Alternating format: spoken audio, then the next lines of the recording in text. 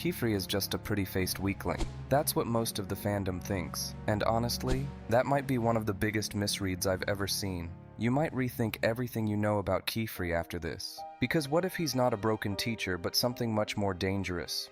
Some of this is theory, my interpretation of the manga, and once you see it, it's hard to unsee. Today we're going to break down why he just might be the most dangerous being in the entire world of Witch Hat Atelier. Qifrey's story is the story of a man who was found in the Forest of Thristas in a completely helpless state, no memories, and no traces of magical ink. And that last part is actually what saved his life, because the knights couldn't perform the erasure procedure on someone who had nothing left to erase. That's a really important detail worth keeping in mind. And here's where most readers make their first mistake. They assume Qifrey was discarded by the Brimmed Hat group as a failed experiment, but I'm convinced he wasn't rejected at all. He was transferred into long-term monitoring. Now let's talk about his power, because this is where things really start to get interesting. But first, a quick favor. If you enjoy this kind of deep anime breakdown, consider subscribing. I'm planning to post videos every day. Okay, now let's get back into it. Qifrey specializes in water magic.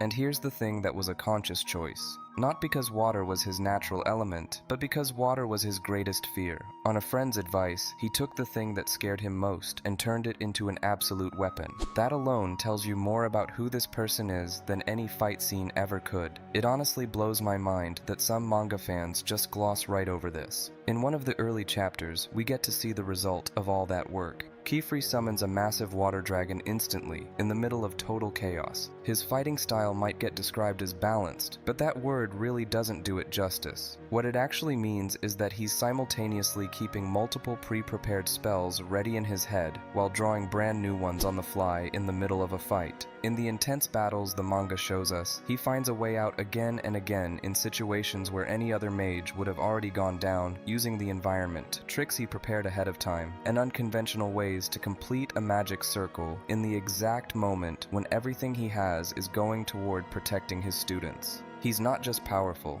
he's creative in battle, the way only someone who understands the magic system at the level of its creators can be. Now let's talk about something most people aren't talking about. And that something is a plant called the silver tree. Fair warning, there's a massive spoiler coming up, but it's absolutely necessary to understand the full depth of power that Qifrey is hiding, and that fans keep underestimating. In chapter 88, there's a scene that made me literally put down the page and stare at the ceiling for a few minutes. Qifrey confesses his true nature to Coco, and we finally see what he's been hiding for so long, living leaves from the silver tree that have grown up beneath his glasses. The traditional theory within the world of witches is pretty straightforward. The silver tree is a parasite. It gradually replaces the person it inhabits. But I think his case is going to be something completely different. Honestly, I'm surprised more people haven't figured this out. To start, let me point out that there are other known hosts of the tree, and if you look closely at them, the tree starts aggressively changing their nature in a relatively short period of time.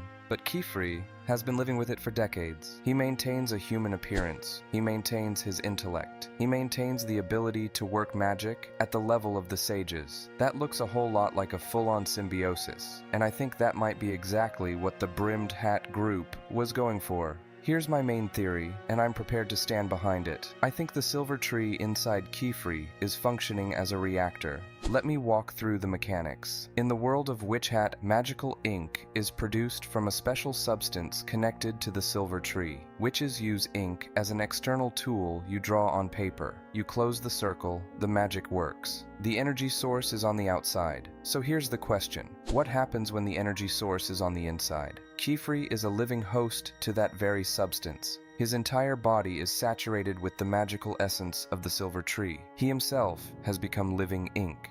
And here's what that means in practice. A regular witch draws energy from outside themselves, working through paper and pen. Qifrey has internal conductivity. His body itself acts as a conduit for magical circuits. From the manga's canon, we know that certain organic components added to ink can multiply the power of a magical spell several times over. Qifrey is the only witch whose entire body is in constant contact with particles of the silver tree constantly, and for practically his entire life. His boost is an ongoing reaction between his own life force and the tree's magical substance.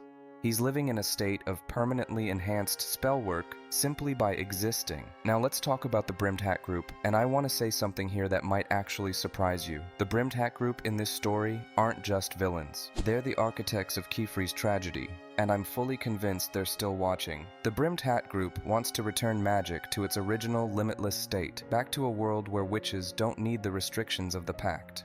And I believe what they needed was a prototype mage capable of generating magic directly from within themselves. And they built one. I think Qifrey is the prototype of the true witch. His silver tree is an integrated power source that works without external ink, without paper, without any intermediary. The experiment succeeded. The subject retained his intelligence, developed unique combat techniques, and all the while has continued to slowly change from within, slowly enough that data could be collected over decades. That's exactly why the masked person shows such an unusual level of interest in Qifrey.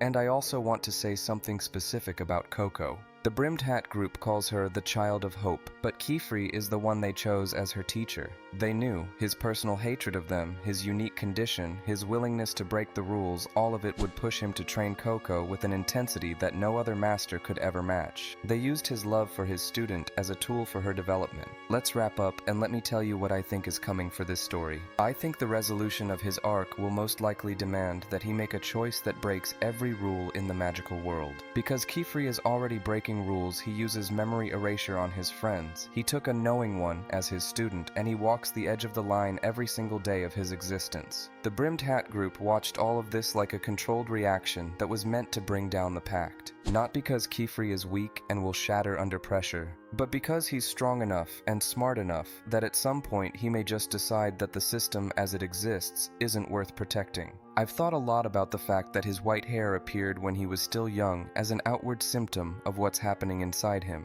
About the fact that his specialization in water is a triumph of will over instinct. So here's the real question. Do you still think he's weak? A man who could become the first mage of a new generation? A man who built himself from nothing without a single memory to his name?